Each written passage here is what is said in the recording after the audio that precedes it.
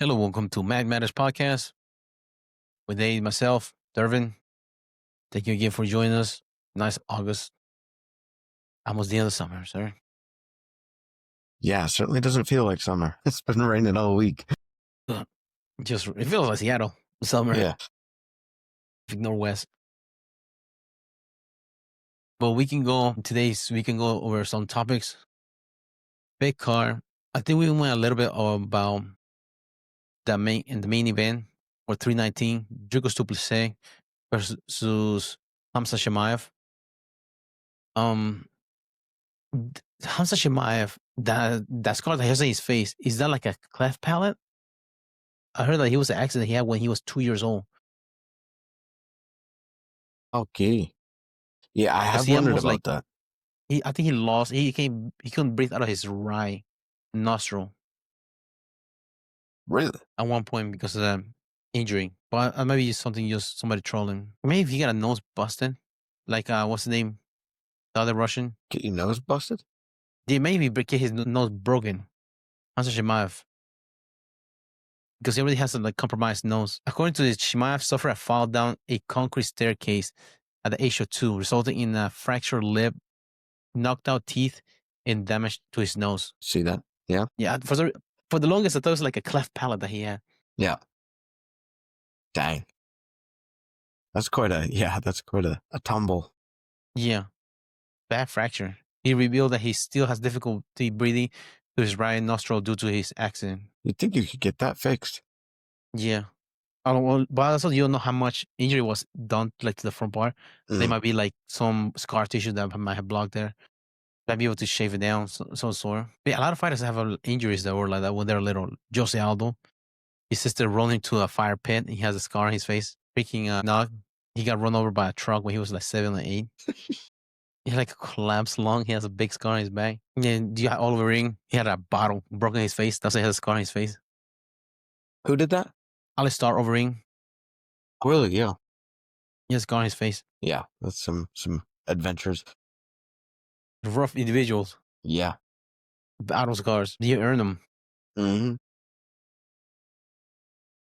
And then he's a smasher too. Hamza Chimaev.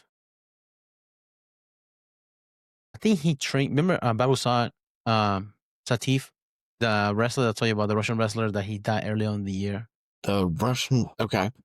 That he was the best, most condecorated Russian wrestler ever. Right. Shemayev was training with him a month before he passed away. Oh wow. Okay. So both of them from Chechnya. He's probably gave him the heart attack. Yeah, I know, right? He's the reason. It's went too hard on him. Well, he's for the reason I don't know if he's changed his citizenship. If in there it still shows UAE as his nationality. I'm not sure because some country or some organizations, they are they don't let Russian citizens to compete. For example, wrestling, Russian, but also they have because of their anti-doping violations, not political reasons that have been suspended. I think they don't use the Russian flag. They use something else for their. Yeah, I think they call it Russian Olympic Committee or something like that, but it's not Russian. Yeah. That's they compete on. Not Russian Olympic Committee. No. Yeah. The Russian Olympic Committee, but not Russia though. That's what's drain on there. It's like a club from Russia to make it look like. That's funny. And then some of the wrestlers they compete for other countries.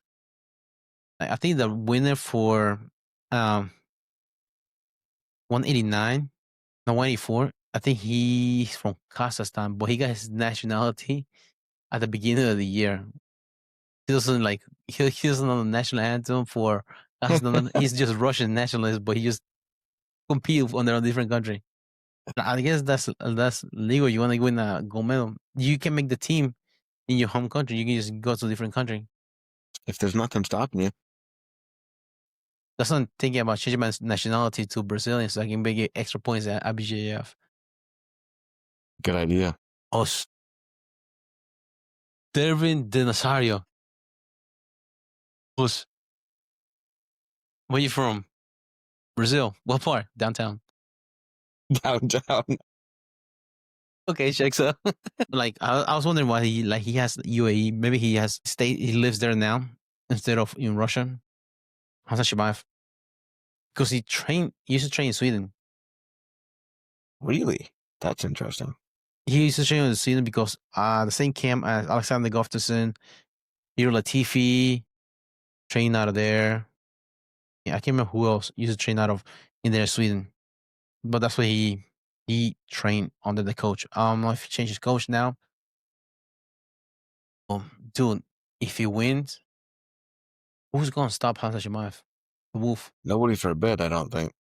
Yeah, I mean there have been like crazy story about his training. He trains so hard, like ragdolls everybody. Mm-hmm. Like one time, there's a story about one time he walked through a feminist march. He walked out of there with his clothes was iron. That's a badass hit. You're like, damn, respect to that man. That's this crazy story you hear about that guy, man. Yeah, man. Gosh. The boogeyman checks it under his bed for Hamza Chimaev. He seems like he's getting better and better. The tougher the competition gets. Yeah, there's no answers yet. It'll be interesting to see. I mean, he's 31, how much longer he'll be in, and if there will be an answer to his game. Who knows? I feel like there's not many right now. There's not many people who have a good answer for the Russian wrestling. Mm-hmm. Craig Jones. Wow. Yeah, Craig Jones. Yeah. He's the only one that seems to be the answer because Somehow. he did it was Makachev with Alexander Volkanovski, the first one. Who was another one that he what's the name, the 170-pound champion? Okay. That's his name. Yep. He beat Belal Muhammad when he trained with the Russians. Yeah. With Khabib's team. That is the funniest thing. That is so funny to me. Yeah. Craig Jones is just the anti-wrestling, anti-sambo. Yeah. He somehow he figured it out. We'll see if there's Magdalena can go up to 185. I also noticed Hamza Chimaev looks bigger than Dricus du Plessis in like during the countdown. I did notice that, yeah. Considering that Hamza Chimaev, he's in between there, 170 and 185 pounder. He can make 170, but he still looks bigger than him. I agree. Yeah, he looked huge when they went over. Like I watched a video of him walking over and shaking du Plessis' hand, and yeah, he looked massive. Yeah, and Dricus du Plessis looking like somebody that can fight 205 if he wanted to. It's not a small 185. Robert Whitaker used to be 170, or Kevin Gastelum used to fight 170, or Kevin Holland that still fights at 170. He like Dricus du Plessis is a big 185. I think Hamza Chimaev looks bigger than him. Crazy. Yeah, been bulking up since he been out. Hasn't competed since more Whitaker. I think November last year. Really? Has been that long? That's the Aaron Pickle, the wrestling phenom. I'm looking forward to see how he does in his first UFC fight. He's a co-main event. He's like one of those guys that the wrestling is good, but he is what you call, you live by the sword, you die by the sword when it comes to fighting.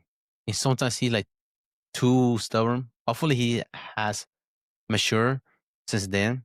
But sometimes he like gets like a clip a little bit and he wants to like make it into a brawl. Even your clip, you don't think like clearly, or you don't move, your head just becomes like stationary. So you get the rock again. But when he like goes hard, he can go hard. Murphy, number 6. They're not feeding him they're doing any favors. No, I would say not. Number 6 for his first fight. Right. Because they have a F-Love before. But he pulled out of the fight. Who He's did? 19-0. F-Love. He beat Aljamain Sterling last time. F-Love, 45. So he pulled out. He trains on the American top team. But Pico, I'm like excited to see how he does. He's like a big wrestling phenom. And like sometimes he's like too tough for his own good. Like back in 2022, I remember he was fighting and his shoulder dislocated, came out of place. It kept popping him back in and he just popping back out. So they considered that TKO. That's why he lost the fight. Oh, okay. But then other than that, he's a 3-5 winning streak. And before that shoulder injury, he has 6-5 winning streak in Bellator. Dang. Dang. Yeah, that seems like a one-off or an unavoidable loss in that case. That's interesting. I mean, usually being really good at wrestling seems to bode really well. So hopefully he does all right. Yeah. Well, his win, that's also impressive because you said that? Because most of his win KO, submission. He had 2 submissions, Anaconda, rear naked choke, KO, 1 decision, then TKO and TKO. Because he likes to box. Really?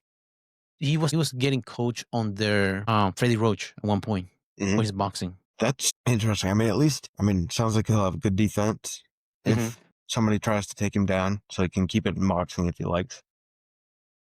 And then if boxing doesn't work, should have a pretty good backup solution. Yeah. He used boxing to close the distance on somebody. Yeah. Yeah, that's a big deal. Yeah. Having something to distract him, give him some before trying to go in for a takedown, that's huge. Yeah. Otherwise, you'd be like a chrome grazing. It's painful to watch. Yeah.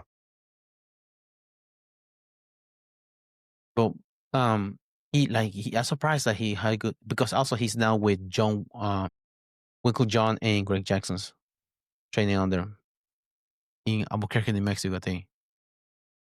Which they're pretty good with the striking. But I mean, they have Holly Holmes there, Michelle Watterson, Cowboy came out of there, Diego Sanchez came out of there. As far as striking, Crazy to think most of those people are gone. Yeah, all of them retired except for Bones. Big Bones, well, he's retired too. Big Bones? Yeah, John Jones. Yeah. Big Meat. But he said he started jump back in the testing pool for the UFC. Yeah. Yeah, I heard that. What the fuck, man? Yeah, for real. That's insanity. That's an annoying girlfriend. You like, just leave me alone. For real. Yeah, that's no lie. It's not gonna work out.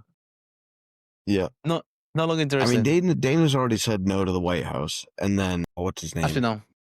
Aspinall. Aspinall's like, no, I have no interest in fighting him. He's a disappointment. Yeah, why would you want to fight a retired person? Yeah, that's so dumb. Truly, especially that soon after you retired so that you could avoid this one guy. That's how to make it less obvious. You know what I mean? Yeah. Also, there's another suspicion.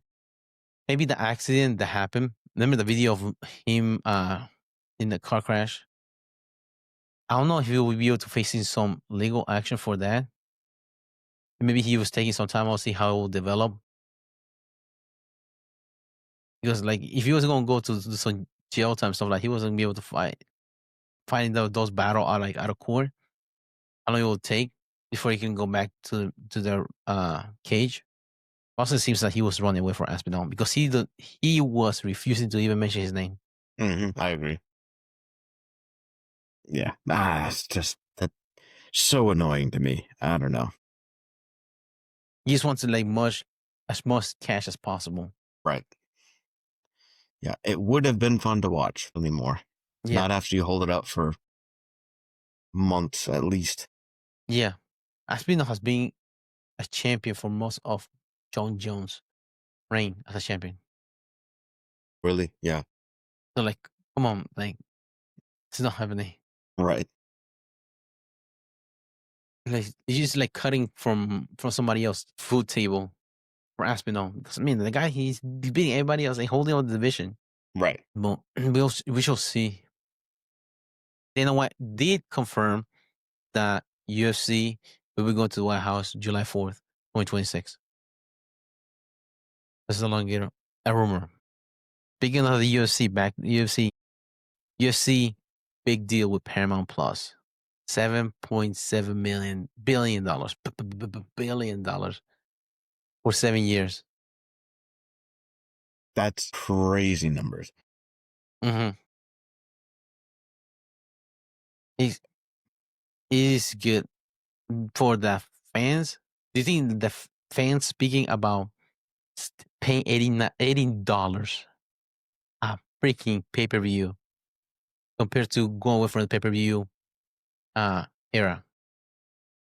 Do you think that was a factor of the negotiation?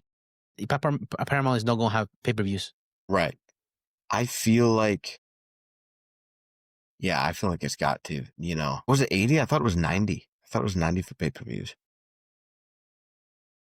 I think like it haven't was. bought them. Like, I haven't watched a pay-per-view in a long time because of that. Well, other than going over to a buddy's place, but like personally buying a pay-per-view, nah. Yeah, and some might be hit and miss too. Right, exactly. Yeah. Some of the cards just aren't good, and some of them are really good. So yeah, it's hard to especially know. that ones overseas because these are different time zones, so the fighters aren't Mhm. used to fighting in that time zone either. Yeah. I wonder if you'll be able to watch the matches back on Paramount. If not be able to watch it in Paramount, they still be able to be in the UFC library. Yeah.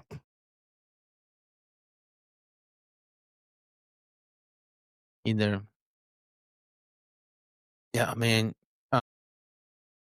Which makes me wonder what does that mean for the fighters that are correspondents for ESPN? What's gonna happen to them? Yeah, I don't know.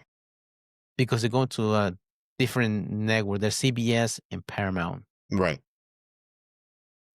That's a good question. Because I think Dustin Poirier just got hired by ESPN for that. Also, freaking ESPN, they bought NFL Network. Did they really? Yeah, last week I think. Wow, they're making big moves. Yeah, because there's more fans for NFL than there will be for UFC. By far. Yeah.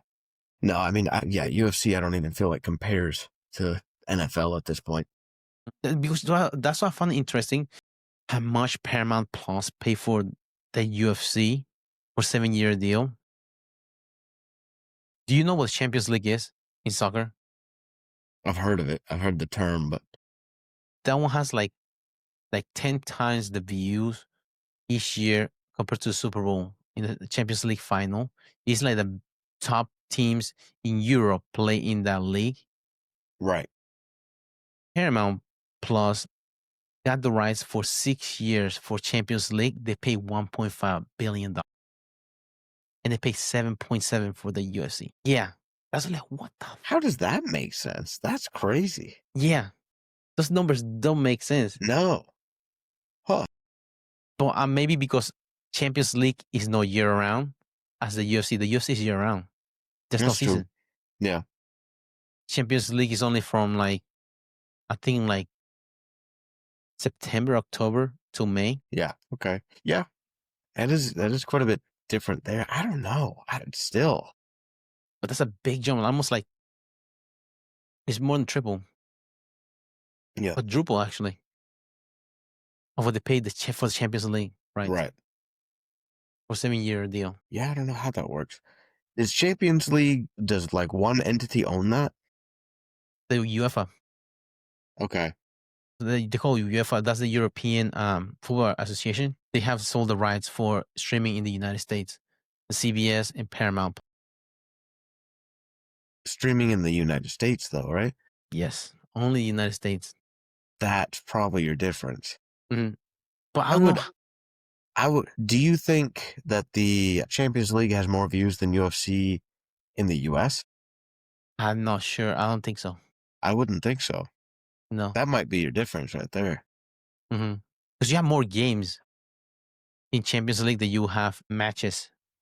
Because as far as the deal was 13 pay-per-views, like cars, that like big main cars, and 30 fight nights. That's part of the deal for the UFC. So it's 43 rather. 8 weeks deal. Yeah, I feel like that could be your difference though, because I mean, just soccer in America is not nearly as big as most other things. I mean, I know it's the biggest everywhere else. Yeah, considering that the World Cup is going to be here next year, it's not that big. That'll probably draw some, I would imagine. That's probably why they put the deal there, because I think they Yeah. work on this deal in 2022 for the Champions League, and they have it all the way through 2030. Okay. But that's a lot of money, $7.7 billion. That really is. So I Consider wonder, this. does that mean the fighters start getting paid more? Hopefully, you will think. You will think. Also, if it's the rights here in the United States, how would they work the deals international? I'm for curious fight? about that. Yeah. Yeah. Because they got to be trying to push UFC more international. I'm curious what the views are. Because obviously there's a lot of Russians in there. But I mean, there's quite a few champions from Europe even. But I'm curious how many views they get outside of the US. Yeah, but still, like in the UK, it's big over there. Right. Yeah. The UFC has a hard time in the Asian market because of one Right. I mean, that FC. makes sense. I don't know how they'll be able to break into that market. They're big in Brazil. Yep.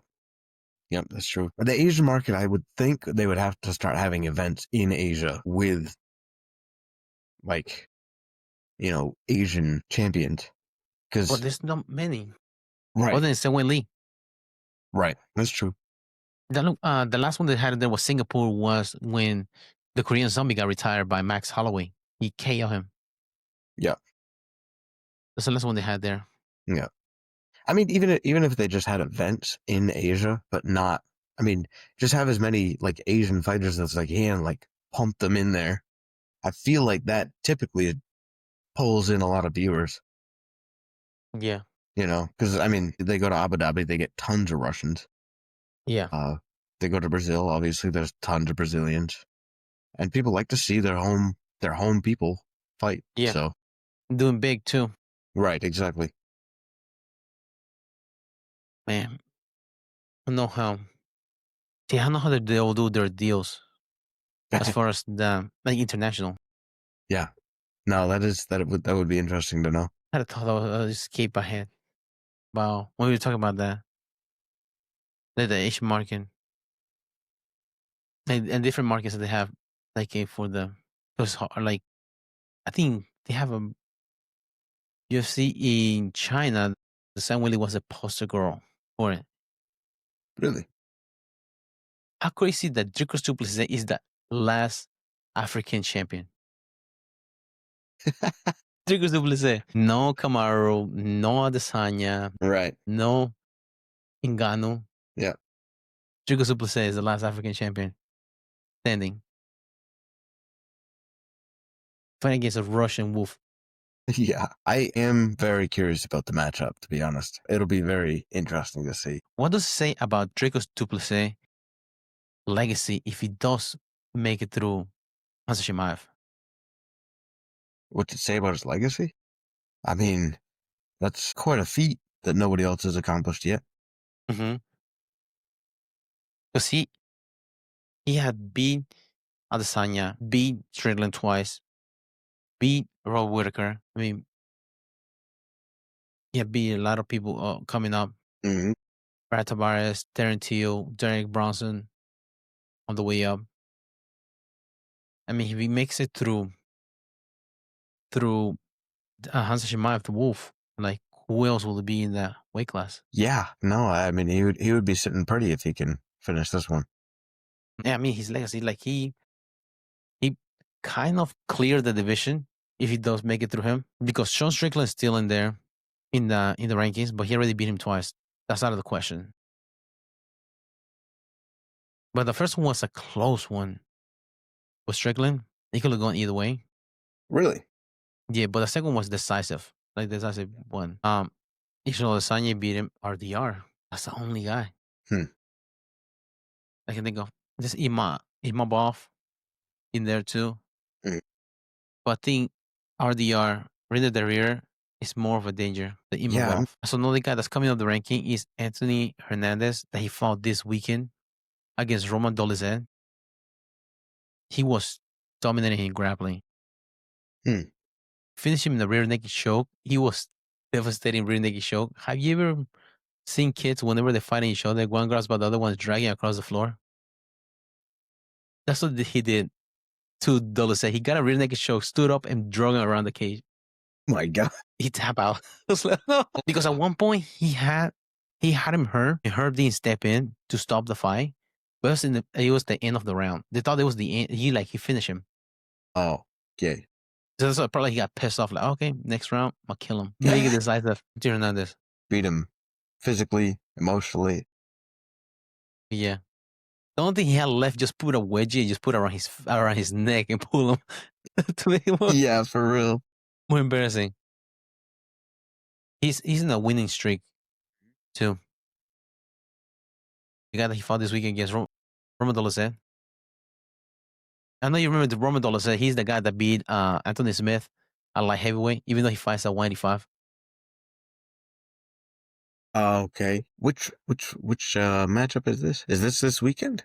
No, that was last weekend. Anthony Hernandez versus Roman Dolizet. Okay. But he's one of the guys that's in the ranking there. He's in top 10. He's 7. He moved to 7 after beating Roman Dolizet. Because Roman Dolizet was 9th ranked, but he dropped out of the top 10. Okay. After he lost to Anthony Hernandez this weekend. And with Robert Whitaker also dropped to 8th because he lost to RDR. And then the Ritter. I can't believe Ashton Adesanya is still ranked 4th. That is a bit strange, yeah. He lost against Imavov, lost against Duplessis, lost against Strickland, right? 3 fights right there that he's lost. And he's still ranked 4th in his weight class. Yeah, I don't fully understand how the rankings work. When was the last time he won? Feels like it's been quite a long time. 2023 against Pereira. Dang. Yeah. And that's coming off a loss. He lost in 2022. 2 years ago. Yeah. Dang.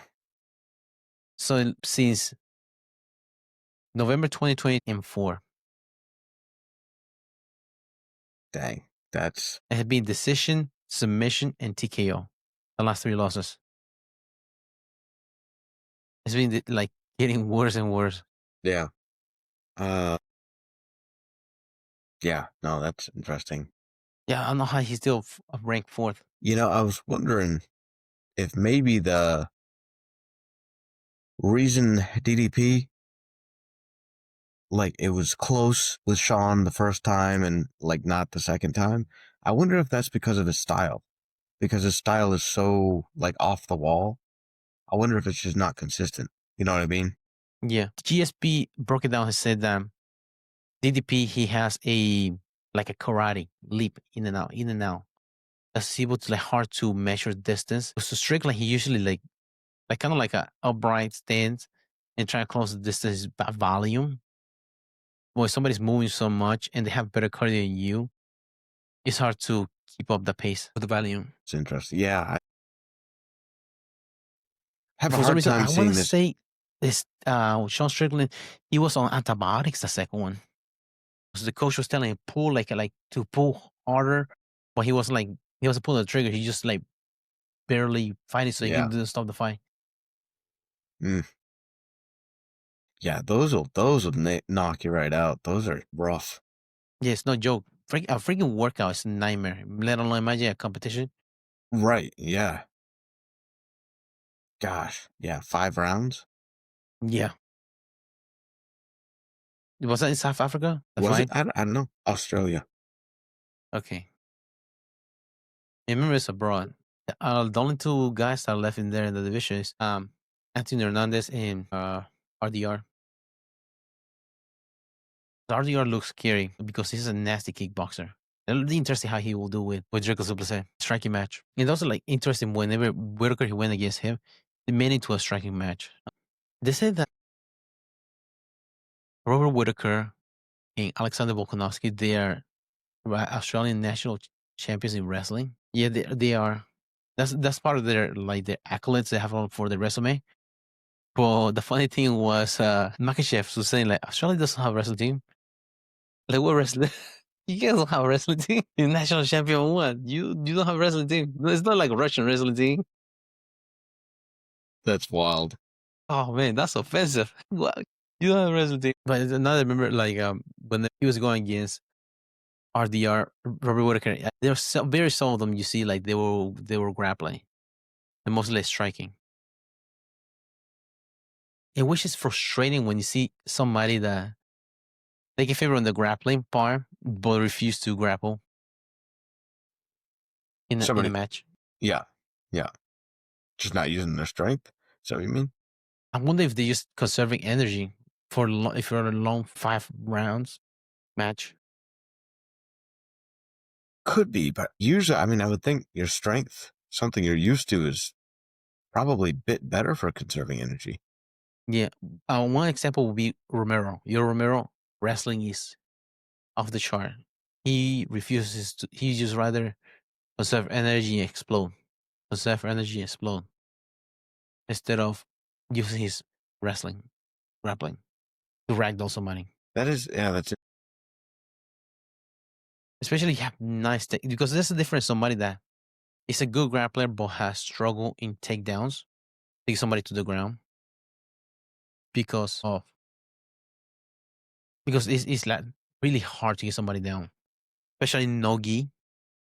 If you take down, you have takedowns, but if you have good takedowns, get it to the ground and you just ragdoll somebody. Why not? What do you think? Now we're speaking about grappling. What do you think about like the guard pull part and the takedowns? Like for somebody's on the ground. Like in the UFC BJJ, they want the person is down to stand up, or will be a better one the person that's standing up to engage with the person that's on the ground. What should be a better approach for the grappling as far as like a sport? So, stand the guy who pulled guard up, or push for the guy who's standing to push the pace. Is that what you're saying? Yeah, to engage the person on the ground. I have the unsatisfactory answer that kind of depends. I feel like sometimes the guy on the ground is pushing the pace, whereas the guy standing is running away a little bit too much, looking too much for a perfect entrant, in which case I feel like the guy standing should be the one encouraged to get after it. But there can also be the instances of somebody just, pulling guard and they're stalling for sure. Like they're just not opening up, not going after anything. In which case, I feel like they're in the fault. Yeah, So just like a I don't dog, know. just waiting for you to get his belly rub or something like that. Just Right, laying there exactly. instead of trying Yeah. at least get a chin to chin, get a de la Riva or something like that. Yeah. Because to me, it's all of that is part of grappling. Because there's the flip side where a lot of, especially with some of the bigger guy matches, when it's almost exclusively wrestling and never goes down. I mean, that can be less exciting too than a match that's fully engaged on the ground. So, I mean, I don't know. There's situations for both, I think. Like, of course, it's both sides. Like both of them down, like whether stand somebody up or make the other person engage. If it's exclusively jiu-jitsu, of course you want the person standing up to engage. But if it's like a MMA in which you get like kind of really not really takedowns because the person's on the ground, he's not really trying to take the other person down. They just go to the ground. So like make it look like the other guy is not engaging. That's difference because you get water for takedowns. If you cannot take somebody down and you just lay on the ground, hoping for the best, is it's not fair for that person that's standing up because like I have my good takedown defense and all that. Like it doesn't work because you're on the ground. You want me to engage? Yeah. No, that's true. Yeah. No, in the event of MMA, yeah. No, I agree with that. It's not good for like the sport as an entertainment aspect. Right. Right. It's more likely for something to happen if both people are standing than if one pulls guard. Yeah. And then just kicking like person's leg. Right. If you're not good like at takedowns, will it be better just man, getting to the bag is hard. It's difficult. And trying to do while standing up is even more difficult because the person can move a lot faster when Right. they're standing. Yes. Which make it impressive how Damian Maia was able to do it all the time. Yeah. It's just like a backpack immediately. In all just fundamentals. It really is crazy to see when somebody makes some certain aspect their focus, like how far they can go with it with just fundamentals. It's fine tuning and it's timing of those same moves that everybody does, but it's just doing them at the right times and in the right order. Yeah, it's crazy to see how much difference that makes. And he wasn't like a freak of nature like um, Roger Gracie. Because Roger Gracie is a freaking monster. But Damian Maia didn't look like a not monster whenever he was grappling at 170. His fundamentals were just crisp. I like just that. But it's interesting to see like some people that just freaking um Marcelo Garcia as another example. His arm drags were lethal. To get people's The look like hand placement for stuff like that is pretty crazy. yeah. Um it's good to see also like being people that they're like that good in their craft. Some people hate it because they're like, oh, that's the one trick pony. Example like Ronda Rousey, when her armbar was just they just snatching bitches' arms everywhere she went. Yeah, but if it's working, Yeah, if they can just do it to a level that nobody can match, it's hard to fault them. You really can't fault them. yeah. The initial game is self defense and attack. If you get good at your attacks and then able to defend it, it must be good. Yeah, no, it's true. And that's evolved the sport. Like in jiu-jitsu, that's evolved the sport because 10 years ago, not a lot of people were into leg locks. Look at the leg lock game now. Now the sport evolved to not just leg locks, back attacks, other attacks the same way because everybody's doing the same thing now. Yeah, you have to be versed in as much as possible. At least know how to avoid it. But Yeah, yeah, and I make mean, the guards more interesting too. Different right. guards Yep. Yeah, along the because way. the guard has to adapt as well for like leg lockers and for people who like going into leg locks, but also for people who like to avoid leg locks who are playing guard. They got to hold their feet different too. Yeah. Yeah, also another thing was a mount was considered a dominant position when leg lockers came along, and that wasn't the case anymore. Mm. They were just going legs attacks when they're Yeah, it is cool how that's made things evolve and develop. yeah. And I look at those same leg lockers. For example, Gordon Ryan is going for the heading arm, just shoulder crunch from the top. Mm-hmm. Yep. Crazy pressure. Yep. And he's going for the back from there. And doesn't make the game evolve. Right. You got Nicky Rod, who, his thing is getting to the back and just squeezing. Mm-hmm. Oh, I would not. I can imagine you feel your neck popping when he starts really squeezing. And not just your neck, it's your face bones crushing too. It's because he doesn't go for the neck, he goes for anything below the nose. Right. Your jaw just crushing. Yep. I saw noticed something recently too with the as far as the rear naked choke because my arms are not that long. Before I used to go for a rear naked choke, I used a cross face to push the head into the choke and try to adjust it to be able to get that rear naked choke. Or see somebody in the gym that does the same thing, but he pull his elbow across to adjust the rear naked choke and then come back and finish it. Because you're using one arm to push the arm across to get rear naked choke, and you always have a hard time getting the choke in. You use the other arm to pull it in 2-1. Yeah. And then lock it on the other side once you get it using your own shoulder. It's super simple, but I bet that does work pretty well. It also like keeps the head in place too, especially with the cross face. Okay. Yeah, that's cool. Because the way I was taught was whenever you try to go for a rear naked choke, you punch the back of the ear to get your hand through. But you Okay. always fighting this right here because especially two hands on the arm, on the shoulder arm, trying to fighting it. It's like makes it difficult. But if you were able to grab your own arm above to sink it in. Also, probably provides some protection for the choking arm. If you get it over there quick enough, I mean, they're going to be grabbing, but they might grab your non-choking arm, which is fine. It's better. Yeah. And you can also switch it too. Mhm. If you're able to get it well on there, switch it on there. And you True. click to the other side. Especially if you're pushing the face across, this side of the neck is going to be open. Boom. But then switch it to the side, you're already locking the choke. You're right. It's like a reverse Uno card on the chokes. Reverse Uno card Yeah. for chokes. But that's something I've been working on recently from the back attacks. And also another thing I watched recently, shout out to the Silver Fox, about, the regular seat belt when you had the back. Don't worry so much about locking in the body triangle. I usually scoot my hips back a little. So you change. Remember, I was talking about the position that they call the gulag. We have somebody's seatbelt and you're on your knees and you rock the back a little, so they make your opponent sit back like a 45 degrees, while you have a seatbelt on there and they just like having a hard time. I Because they cannot turn one way or another. If they turn one side, they get caught on the crucifix, and the other side just go to a north south from there, kind of like that.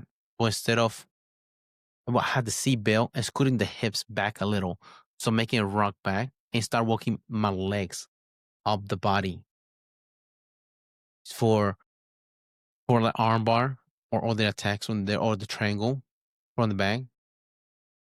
If not, if the person decides to come up, sinking the rear naked choke because he's right there. Not getting so fixated on locking in the lower body, lower body. Yeah, no, that's a good point. I mean, yeah, I have a hard time with that. I mean, just my legs being short. Mm-hmm. Yeah, locking that up is rare, but that is interesting. Yeah, because it's easy for you to climb out the body and do other attacks than just that rear naked choke that you want to get. Because the rear naked choke is going to be there.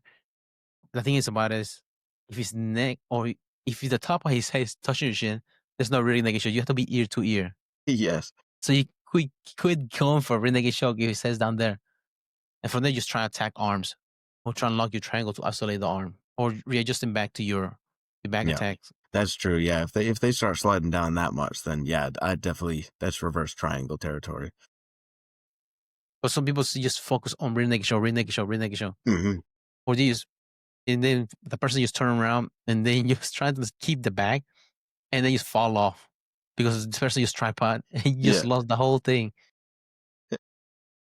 Instead of scooting back your hips and getting chest to back, which is ideally you want to have a good back attack, chest to back, and get your hips higher up the body to be able to include your legs for attacks. Yeah, and I mean, if you can get a leg over the arm, that's a win right there. I mean, if you can limit their two arms down to just one with your legs, well, that's nice. Yeah, I also like to get his arm out with the seat belt. A lot of people, whenever they get the seat belt, they keep the arms close right here. But if you're able to lift it over here, you're able to finish the armbar back here.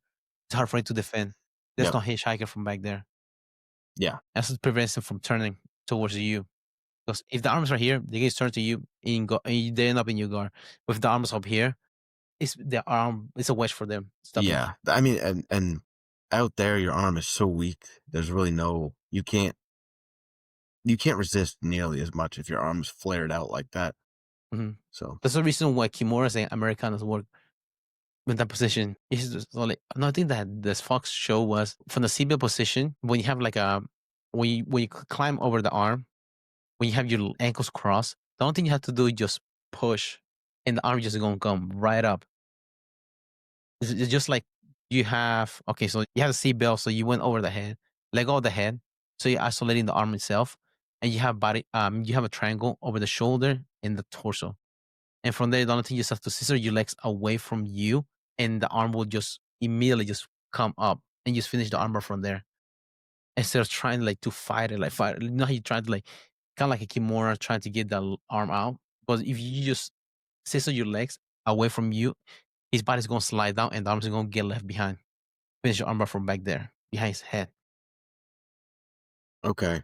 Huh. Especially bigger guys, arms are hard to finish. Yeah. No, that's the truth. So by the time you like try and get it extended, these wiggle itself out or just hard to bend their arm. Especially freaking people have meat arms because they have full range of motion on the elbows. So the arms literally right here. Just try to do an armbar on them. Yeah. I can't even straighten that out myself. Yeah. Good luck at the armbar. That's what DC was talking about whenever he had short arms, stubby arms, and he had no neck. That's why he was never submitting in. Mm-hmm. There's nothing to. No, nothing, no options. His grappling was good too. Yeah, very. There's another thing, other news, back injuries. The coach for Heath Pedigo from Daisy Fresh had an eye injury recently. And do a GoFundMe for him for his surgery that he had to get. Is that's a new fear unlocked now when I saw that. I'm getting eye injury that bad. Exactly. Do you know what happened?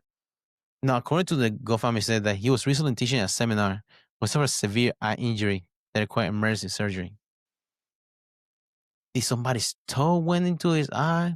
Because Gotta usually when wonder. it's like that, it's like a lot of pressure Right. into your eye.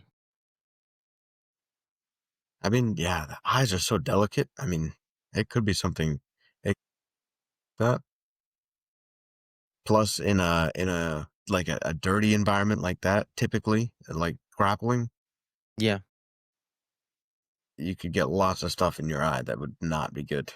Yeah, especially like you can get infected fast, and plus the injury that you already have. But also it is that usually when it's like eye surgeries like that, emergency is because of the pressure that the eye suffer due to that trauma that happened to it. I can't remember, or unless he had a fracture in his orbital bone in the floor of his eye socket collapse. That might be another reason. But it has to be a hard hit to have the fracture like that. Do you remember Avery? I think his wife is the one that did that GoFundMe. Ashley Risher. Really? I might be mistaken, but his wife's name is Ashley, I think. But man, that's rough. And considering how influential his team in for us, like not just in the small circuit, but also like in Worlds, Pan Ams. They have won Pan Ams as a team, and they don't have like a big guy, like a big poster guy that has like one thing for the team. You know, people gravitate towards the team. Consider they're not like a direct lineage, like a Brazilian Jiu-Jitsu team either. What was that? They don't have like a direct. Doesn't seem like they have a direct lineage. Like for example, they have like a big like Gracie or like a Machado or something like that Right. in their for their gym. Yeah, that's true. Yeah. Yeah, they just got a bunch of killers. Yeah, and they started. Was it Chicago? They started is like a old factory or something like that. Something like yeah. They said the name is Stacy Fresh. Right. Well, it was a laundromat. That's what it was, a laundromat. Yeah. And look at them now. Yeah. Was it Chicago? I thought it was a small town. I thought it was smaller than that. Let's look it up. Let's use the internet. Speaking of internet, do you know that AOL dial-up is going? It's going to stop in their business next month. I know they were still in business. Dial-up was still in business? AOL dial-up, yeah, they're cutting off their services next month. Dang. I'm gonna have to brace for impact. I'll lose all my functionality. No, I had to change my server for my MySpace for next month. Mount Vernon, Illinois. Damn. Humble beginning. 1997. That's when it started. Wait, when? Heath Pedigo founded PSF in 1997, and a team initially trained in a laundromat that had the sign reading Daisy Fresh. Dang, that's longer than I thought. 30 years. Yeah. No, at least 30 years. I mean, halfway years. Yeah, I mean, it's approaching, sure, but like not even close. It's closer to 30 than it is to 20. If you, as you look at the numbers. Yeah. For some reason, I thought they were not as old. Yeah, I was thinking. Yeah, I was thinking it was a lot newer than that. Maybe because the documentary series, that's probably what we thought it was. Yeah, I think yeah, it's definitely that. But I think I'll say American Jiu-Jitsu. That's probably what they'll have, like a Brazilian Jiu-Jitsu lineage. they say they're American Jiu-Jitsu. The documentary series, the series was Daisy Fresh, an American Jiu-Jitsu story. Okay, But when they're just like a Jiu-Jitsu gym, like in the United States, or like American Jiu-Jitsu, consider themselves right, American Jiu-Jitsu consider instead of the regular BJJ. right. I mean, they do or did plenty of IBJJF. So I mean, if you want to show yourself that your system works, that's that's true. would that consider the gold standard? Right. Yeah. IBJJF, Pan Ams, would that be considered the Olympics for Jiu-Jitsu? Maybe. Because Maybe. judo has Olympics, like as their world, but maybe IBJJ is more considered the worlds of the sport. Yeah, I guess. Yeah, I guess that might be it. I don't know. Like maybe as far as gi, I would say yeah, it's the Olympics for sure. Yeah, No gi though. I mean, there's getting to be a lot bigger competitions. this seems like it's a different sport altogether. No gi. It really, yeah, I agree. I guess a lot of it because it's molding, it's combining so much with wrestling. I think it's just becoming grappling, not jiu-jitsu. Yeah, And I feel like that's why. also the arena is changing as well. Not just the sport itself, but the arena, not using the Right. pin, the ball, Hmm. the different areas, hardcore jiu-jitsu, like the guys that were wrestling on couches. Yeah. Yeah. Craig Jones. So like, Well, yeah, 'cause I think there was too much stalling happening. There was too much running away happening. So they're having to adapt the arenas instead of the rules. Because I mean, you can do rules, but still you're limited what you can do and still have it be, grappling or jiu-jitsu. So it seems like the arena is like the next step to doing that. yeah. You keep the action going instead of stopping, resetting. Did the person get reset in that right position, or did the person move last second to make it look like it was that position? So when they get reset, they get it in a more advantageous position or hold. Yep. Yeah, way too often it would happen like somebody would shoot in for a single leg or a double leg and it looks like it's finally going to go on the ground and then they just hop out of bounds. Like that can't happen in the pit. Yeah. That's what ADCC, they used to just go into the freaking stance and continue grappling. Oh, yeah, it makes it different. Do you think CJI will become that? Like that Nogi tournament to go to like once a year? Maybe for like the actual professionals. Mm-hmm. The problem is it is CJI, it's an invitational, so I mean you're pretty limited on the number of people that are going. Yeah. It's not like you can sign up for it. Right. Right. I mean if I think it's probably the most prestigious right now to be invited to, but I think ADCC still has like, although it's not yearly, I think Mm-hmm. that's like the one to go to Yeah. for most. You get the format of long periods too. It's not like the other ones. They have smaller periods. They have 15 minutes. And you have invitational, not invitational, but you have exhibition matches as well. Who's number one? But if you were to get yourself into who's number one, do you think you'll be able to get into CJI or big money matches? It's a stepping stone. Yeah. Um, Get yourself out there. right, exactly. Yeah. Yeah. I think who's number one has enough prestige and enough views that yeah, you start getting into that, people are gonna start looking at you more. For sure. diehards that do have the flow Right. plus Yep. subscription. Keep up with different events. Because very seldom the fight to win. Do you see anybody like going from there to who's number one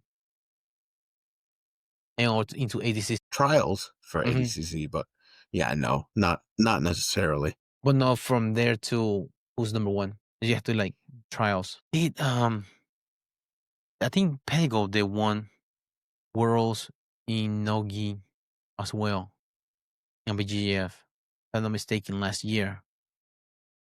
I remember they had a bunch of purple belts that were like nasty in there, like for their team. But they have been a team that a lot of people talk about because you have the original, the Gracies, then you have Temple and Machado, the Jiu-Jitsu. Then Daisy Fresh came along. No Hansel Gracie affiliate like Dana Her. They just like made their own way, living the American dream. But then it's unfortunate that he had an injury. Yeah, very. Yeah, I mean that school has taken a couple knocks. I mean, Andrew Wiltsey going off his rocker. I mean, I feel like that Yeah. was a pretty hard knock for that school. Because he was kind of the face. He was the guy Mm-hmm. that they had that it's a wizard with his knee slice pass, his guard. I mean, he was very, very good. He reminded me But of Gary Tonin. I could see that. Yeah, I could definitely see that. As a grappler. Yeah, very action packed, very get after it. So Die Hard. He's really entertaining as well. His ability to think. No, he's really entertaining to watch him like Oh that. yeah, exactly. Yeah, no, I agree. Was it Jeff Glover like that too? Yeah, yeah. I feel like Jeff Glover was more unorthodox than. It's freaking. He's like Jeff Glover would consider like a cowboy. They just go all out, see what's going on. It's not as a And just methodological. and just wreck some big names doing some crazy stuff that nobody expected. What the fuck is donkey guard? And why is that working for him? Yeah, it looks like a horrible position for you to be in. Still find a way to just tag from there. I wonder if part of it is like nobody has experience attacking that, so it's like, what do you do? Is it donkey guard because he's stubborn as hell? Or then actually the position itself as a donkey? Or it That's makes you probably look like an ass. yeah, true. That's another one too. Because he works. If he doesn't, you look like an ass for real. Yeah. Yeah, I don't know if he's going to still compete or do you think he's retired? Jeff Glover. Feel like he's got to be close to done, but Yeah, 42. yeah. You don't see that many matches left for him. He hasn't been super active lately, has he? The last time I saw, he lost a match against Uriah Faber. I think had a back injury or so. But he lost against Uriah Faber. He got submitted by him, and that was last year. Or the one I before kind of that. remember that. Yeah. That's the problem with getting older. Is the injuries are harder to recover from. Yeah, they're more nagging than actually you getting better. You actually, instead of getting better, you're getting better health wise. That's a fight. Right. You have to Yeah. go against. But CJ had too. Like they announced some of the last week. I think they announced that the teams, New Wave will have. I know that Mika is gonna be New Wave. That is interesting. I didn't know that either. Yeah. For some reason, I thought he would be more Atos because Atos is competing as well on Yeah. their Andrea, but Yeah. no, he's competing with New Wave. Who else? They have 10th Planet. Is it Gio Martinez? Ace. He's gonna be going with 10th Planet, representing 10th Planet. That's cool. This will be a really cool showdown. Huh? What's his name? I can't remember his name now. I don't remember that. I don't remember his name. Joseph. Okay. He's with them. because he was a was he a semifinalist? I think he was a semifinalist with he lost against Levi Leary Jones in the semis, but he Joseph Chen, that's his name. He's really good. He's a nasty guard. Nicky Rao, of course. I can't remember his name. So their names, to be honest. Yeah, Atos. Is that Felipe? Was it Duarte? Ken Duarte?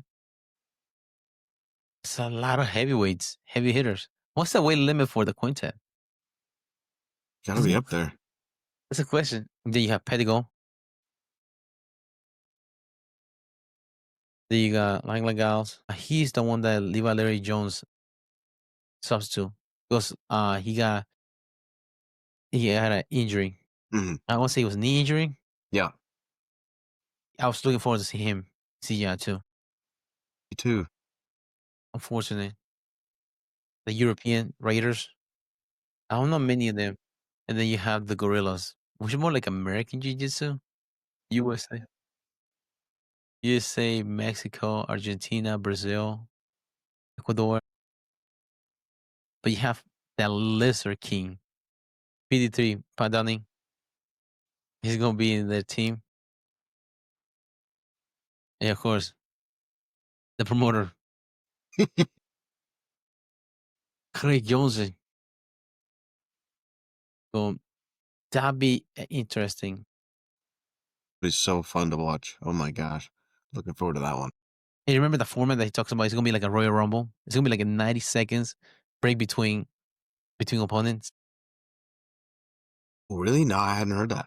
And the coach is going to call in who's going to come in next. He does like a Dude, that's formation. so cool. That is so cool. It adds the strategy to it too. Oh yeah, especially like you see something in one guy, like, oh, I can see this guy being like doing better with this guy. Right, So exactly. So like 90 seconds, he'll be a timer going off. Like as soon as like somebody gets eliminated, they go somebody in. But it'll make it interesting how both of the guys get eliminated. How they going to strategize who's coming next? Yeah, true. Yeah. Because if that would be considered a cellmate, it's like, oh, who's going to be next then? Yeah. Are you guessing who the other team is sending? And it's like, yeah, gosh. it's like a rock paper scissors. Yeah. Send in my worst guy. They send in their best. He's done. Because that's part of the strategy in the quintet. You have somebody really good, your best guy, and somebody stall him out. That takes away your best guy. Because you don't think the other person has to do to get submitted. And you stall out that best person on their team. Yep. Yeah, that'll be so fun. Yeah. Looking forward to it. And yes, sir. Crazy. I'm not sure if it's true or not, if it's him trolling, but Craig Jones announced that he was going to be the alternate for New Wave. Because one of the guys, I'm not sure if one of the guys got injured. The Jiu-Jitsu Giant, which is that one?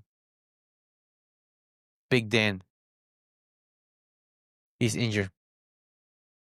So that's why he's coming in as an alternate. Craig Jones said he's taking his spot for him. There ain't no way. That would be crazy. Because he already has a match, right? Yeah, he does. Against Gable Stevenson. Yeah. That's a super fight. So he's going to go through the quintet and do the super fight? Can't be real. It can't be real. Because Craig Jones is just crazy enough to do something that's like off the wall. It's hard to call him out on bluffs because he doesn't so much of the time. Yeah.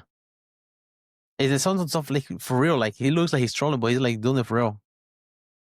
That's how the Gabby match last year. Right, exactly. I mean, that'll be, man, Ryan will be pissed if that's the case. Yeah, he disowned Danaher. But yeah. He takes off his own belt off. He will like take off his black belt. He self-promote himself in his own gym to black belt. Question: Gordon Ryan is a black belt in no-gi jiu-jitsu.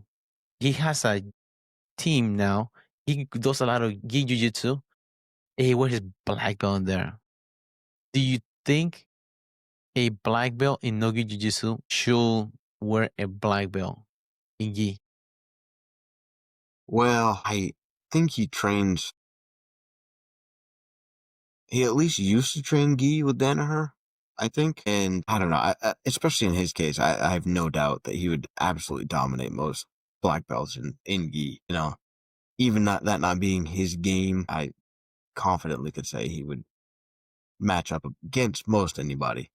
Yeah, Because when Margali started training with them, he put on the gi and trained with Margali for a little bit.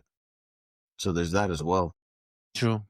But talking like overall, like or like a different person, other than just going around, that was like a straight just like for example, American Jiu Jitsu black belt. If we try training in gi, would we consider a black belt as well in gi if they have not been training in? I mean, it's hard to say because the ranks don't usually work like that. Yeah, Would I say some wrestler? You know, that's not even a good analogy either. yeah because wrestling is a different sport. It's mostly Right. standing. It's not even on the ground or like judo black belt, Jiu Jitsu black belt. You think they should be wearing a black belt in Jiu Jitsu or not the other way around? It shouldn't be the case.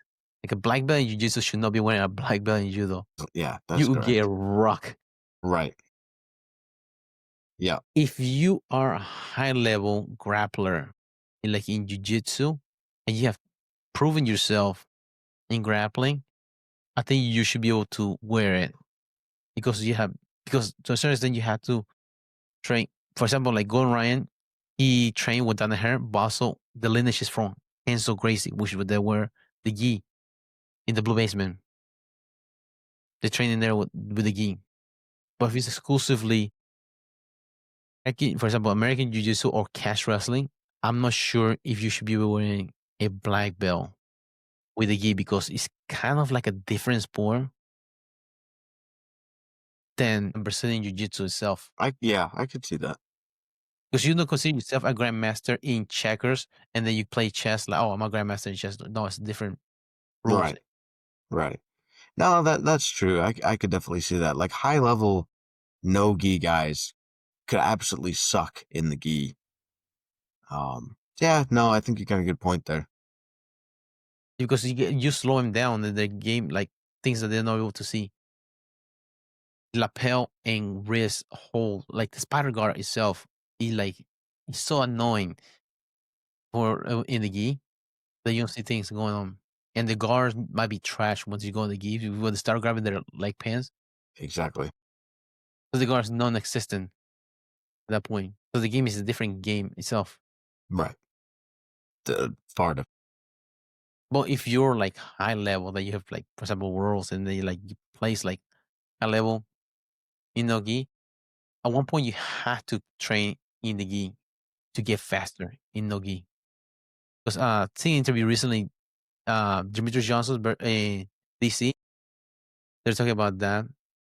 Well, Demetrius Johnson, he likes the gi a lot more. He said for a match, I can't remember which match it was. He started training the gi. He felt so much faster in MMA because of course the game is two different things because the grips and things like that, but to move faster. But also the game is different. It's a different game because you have different grips and things like that. You pass the guard different in no gi that it's a lot more loose. You can move around, but in the gi you have to like be on your game to be able to pass somebody's game. But he talked about that, like you feel a lot faster. And he talk about back in the day when he was training in AKA, they were forced to wear the gi because he was a brown belt in jiu-jitsu, and what the practice was guerrilla jiu-jitsu. It's a different kind of jiu-jitsu they practice in there. I was on there, Dave Camarillo. I remember King Velasquez had his black belt. Luke Rojo I think Luke Rojo wore the gi as well. When training, but exclusively they were training jiu-jitsu in the gi. Faster. Actually, something just sorry if you. No, you can. So something at Battleborn, the gym I train at now, the coach has said before, like if you don't come to the gi classes, you're not getting promoted. So there's that as well. If you come to the no gi, obviously you'll get better. Like he's not encouraging you to not come to that, but he said the only way to really get promoted is if you come to gi jiu-jitsu consistently. Otherwise, you just won't. Because yeah, Yeah, some gyms are like that. Probably because the game is more broad, even though some missions are frowned upon or illegal in the gi, but the game gets a little bit more complicated, even though some holds are illegal. Because it slows you down. See what your technique is, it really spaz out of things. You muscle into things. You cannot spaz, you cannot muscle out of things in the gi. You yeah, get stuck like a you Velcro. can't bullshit through with athleticism in the No, gi. no. You get folded in your own gi. That's all. Like I tell the guys at the gym, you have to like doesn't matter if you like gi or no gi, at least one day of the week you have to train the other one. So you can get better on it. And most of the time people like gravitate towards no gi because more fun things like you have more options to attack. But the gi itself makes you faster in no gi and it makes you take more calculated risks. I think in no gi, you can defend the back. In gi, good fucking luck. Dude, yeah, for real. It's a nightmare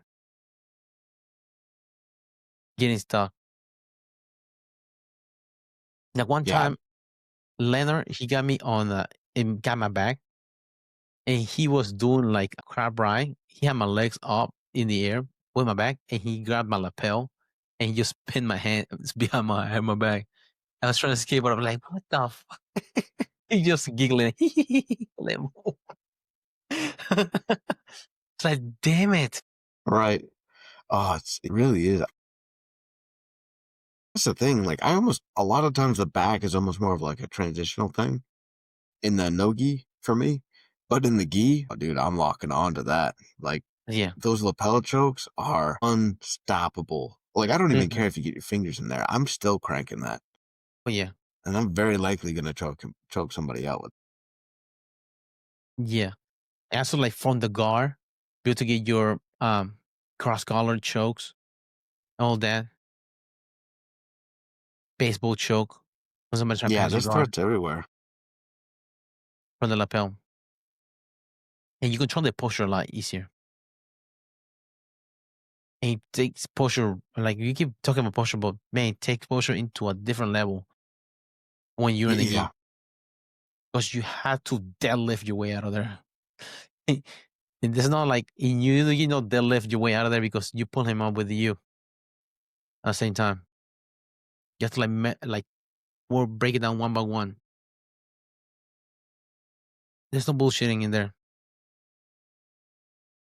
Do you agree about promoting in the gi and not so much in the no gi? Yeah. Yeah. I think so. I mean, I think it kind of works. I mean, most competitions are, if you're in the gi, you have a belt system. If you're not in the gi, you just have beginner, intermediate, advanced, and you know where you are. I mean, your coach will tell you if you're really confused. So yeah, no, I don't see a problem with that. And the bell is for your pants.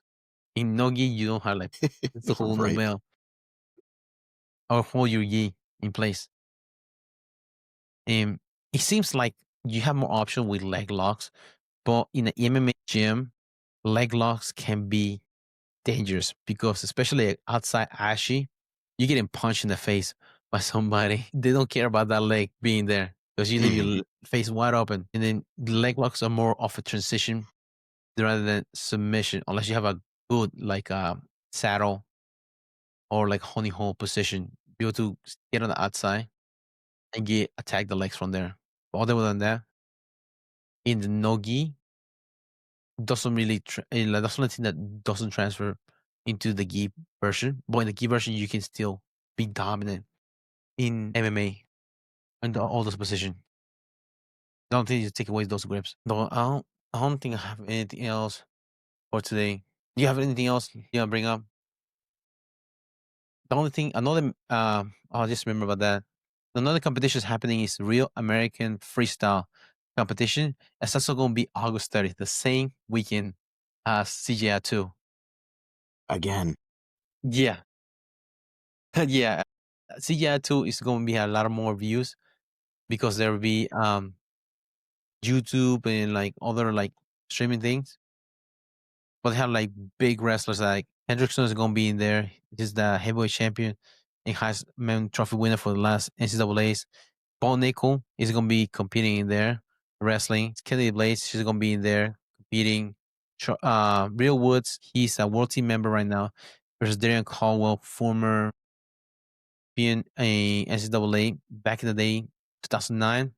He's now he was with Bellator. I don't know who's maybe he's signed with PFL. Austin Gomez, he's one of the guys that's a slinger when it comes to uh, wrestling. He likes throwing people.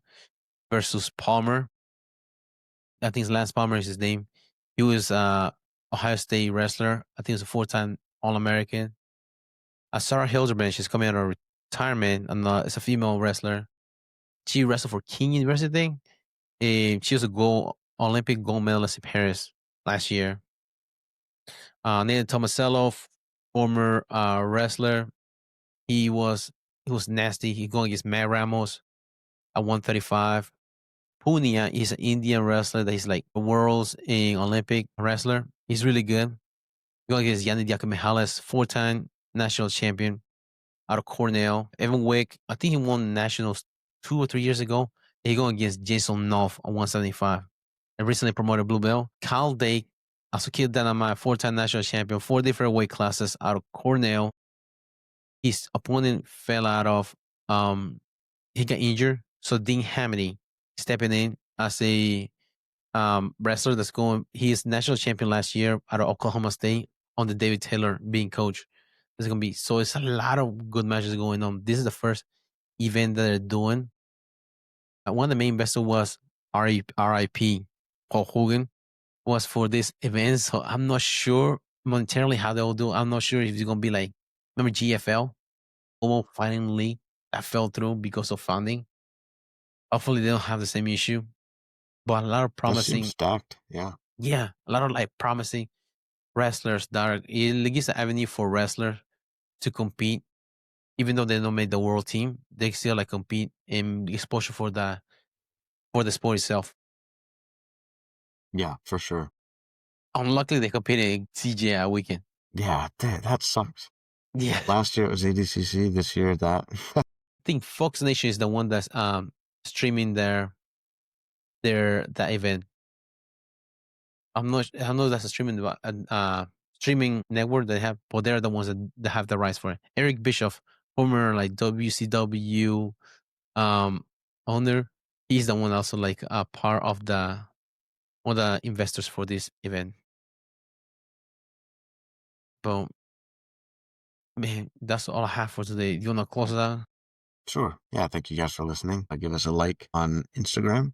Follow us on Spotify, Instagram, Apple Music, Amazon Music, iHeartRadio, iTunes. Hope you guys enjoyed. Thank you guys for listening.